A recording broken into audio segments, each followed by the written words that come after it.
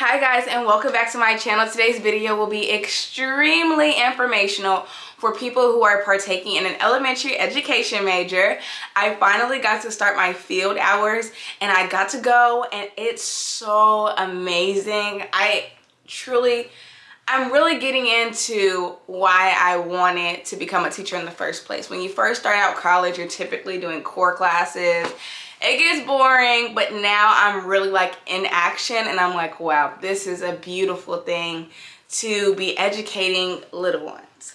So if you are interested, I have plenty of tips and I will go through and give you my experience. Then just keep on watching. I want to start off with probably one of the most asked questions, and that is simply dress code. Dress code. When you are going into your school for your field hours, think about it as if you are on a year-long interview, or semester-long interview, I should say. Do not wear jeans. Like, you should not be wearing jeans, especially on your first day, because you really want to talk to your coordinating teacher and ask, what's the dress code of the school? Most schools are business casual. Some schools are a little bit more formal, and some are a little bit more informal.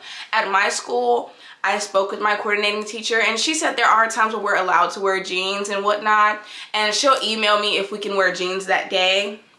But honestly, for the most part, stay away from it, because you honestly want to look professional, act professional in that sense. At our university, I go to Kennesaw State University.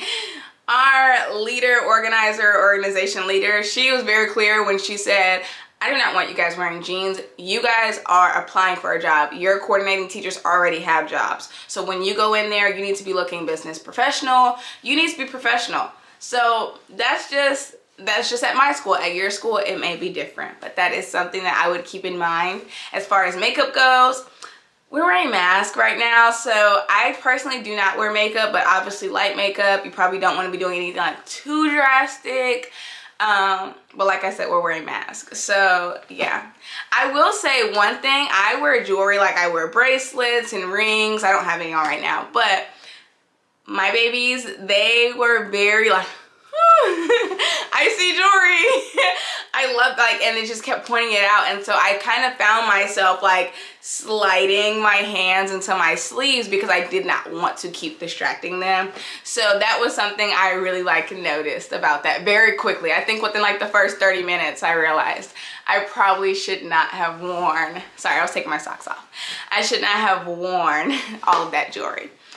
So yeah, that's dress code. Just keep in contact, communicate with your coordinating teacher, and there should really be no issues with that. So at Kennesaw State University, I am taking 2 classes that go together with my elementary school field hours. I am taking a teaching mathematics class, and I'm also taking a teaching reading/literacy class. And so for my reading/literacy class, I have to tutor a student one-on-one who is below the grade level reading. And for teaching mathematics, I have to teach a group lesson plan. There are other assignments, but those are that's the main idea, because I know it varies from school to school. So I don't want to dive too deep in that, because it could be something completely different at a different university. But so with that information that I was given, when I went in on my first day, I really did observation. I did not want to, honestly, I was nervous. I'm not gonna lie, I was super nervous. Super overwhelmed. So I kind of just was kind of like to myself. However, my coordinating teacher is so helpful, so welcoming to me. I easily warmed up. She let me walk around, she let me speak to the students, work with the students. Some things that I did was I asked my students hey, what are you reading? Can you read this for me? And that was a way for me to see okay, where are they reading at? What's going on with them in reading levels. And I also spoke with my coordinating teacher to so she kind of guided me to which students are already below reading level, and those were the ones that I kind of went around and talked to, just to get an idea of what they have going on. In my classroom is super diverse. My school in general is super diverse, which is really cool, because you have students of all races, ethnicities, but not only diverse racially, but diverse mentally. We have SPED students, we have We have gifted students and all different types of things in the classroom. I say SPED, but SPED is just such a wide range. I really could go in deep, like with ADHD and whatnot. But it's super amazing to see because I don't know what type of classroom I will end up with. So to be able to work with different students who are falling in different spectrums, ESOL, ELL students, all of these students who have different abilities, super cool, super cool. I just keep saying because there's just so much information. When you go into the classroom, you will be able to watch everything. Their schedule moves so quickly. Like the bell rings, they're in class, they listen to announcements, reading starts, writing, then they're going to recess, then they're doing math, then they're going to specials. The schedule never stops. And one thing that I really noticed is that they have such a short attention span. The schedule has to keep moving, has to keep moving. They're not doing one activity for longer than maybe 25 minutes, I've noticed. They're like moving on to the next thing. They might be within the same topic, but as far as activity-wise, they are doing different things because their attention span is so short. It is quite beautiful and amazing to see the way their minds work. I gave my student a Burke's reading interview, just to see like what they think, like, why do you read? And my student told me, because I love it and it makes me so smart. And that warms my heart because you love to read and you're 6 years old, you love to read, because I know there are some students who don't like to read, and it's like, why don't you like to read? And a lot of it is coming from studies that we've been going over in classes, because students are not reading just right books for them. Those fun, just right books. And that's honestly something that when I work on my one-on-one student, I ask him, like, what do you like to read? So he can pick out the book, and so he's not reading something that he does not want to be reading, because it just makes it more difficult to see where they really truly are. So that's my little spill on that. For teaching mathematics, like I said, we're doing a group lesson plan. So what I did for math, I finally just got to see what math looks like on Wednesday, and students are funny. They're working on their coins right now. They're working on coins, and students just say random stuff, and it's so funny. They were going over a test question, or like a little word problem, and one of the answers were just not applicable. It just wouldn't have worked. And the teacher was like, well, what do we call that answer? And this one kid screamed out, that's a trash answer. And I was like, it's just so funny, because students just say different things. Oh my goodness. Okay, anyways. But yeah, students just say different things.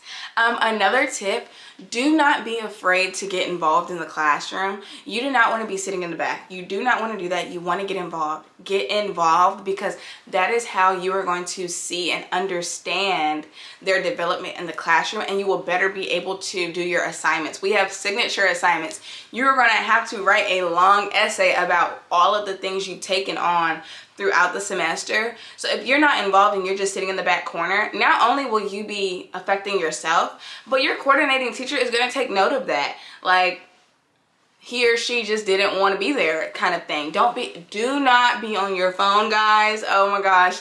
I know when we're in class, especially in the university, like, you know, we kind of just get on your phone, kind of just... Nah, you know, kind of like, I already know what's going on, whatever. You kind of get to do what you want, especially when you're in college. But once again, you are at an interview for a semester long, so please do not be on your phone. You don't want to be on your phone, because once again, the coordinating teacher will pay attention to that. Another really big tip, most likely you're going to be going in the morning. If you don't drink coffee, if you're like myself, one thing I have noticed, I need something. I need something. It will never be coffee because coffee is nasty, but you are going to need some form of boost of energy. There are times where I find myself so drained that I'm like struggling to keep my eyes open, and it's not because what's going on is boring, because it's not. It's very interesting. It's just the fact that I've been up since 6 o'clock in the morning and I'm in the same area. I'm in this one classroom doing this thing for 5 hours. It is very mentally, it's a lot. It's a lot. So I would say if you don't drink coffee, take like an energy drink, or maybe eat something that has something that's going to provide you with some really good energy in the morning, because I definitely struggled with that the first couple of times that I went. This past time that I went, I think that was like the tiebreaker. There's like the last straw. Is that how you say it? The last straw on the camel's back? Something like that. Well, I realized I need to have an energy drink in the morning before I go to my field hours. That's also a really good tip. Another tip, sit in on planning with your coordinating teacher, because you'll be able to see how teachers plan, kind of like a behind the scenes type of thing. You'll get to see how they plan their lesson plans. At my elementary school, it's kind of like a team effort. Each person has a part. Like one teacher puts math, one teacher does writing, one teacher does reading, and it gets put together. So as one teacher, you're not putting an entire lesson plan together by yourself. You're working with your the other first grade teachers, which I thought was really cool because it can be a lot. My mother is an elementary school teacher as well, and Fulton County Public Schools, she was actually at a charter school. I believe she told me that she did her own lesson plan and you had to turn it in by a certain hour or a certain day or something like that before the week started. But now she's in Gwinnett County Public Schools, and each teacher does their own part and it kind of gets put together. It saves a lot of time for people who are, if you've already done a lesson plan, if you're going into elementary education, you know how in-depth a lesson plan can be, because you're doing standards. You have to go step by step by step and break down the different AKSs and all of that. So that's also another tip. One thing that I think people that really should do is eat lunch with the kids, because you can get to know them. You want to create that relationship with them because you're going to be there for so many hours, and you want them to feel comfortable, like when you're asking them questions in the classroom. And I promise you, they're going to be so welcoming to you. They're, like I said, they're going to be super excited that someone new is in the classroom. They're going to love it.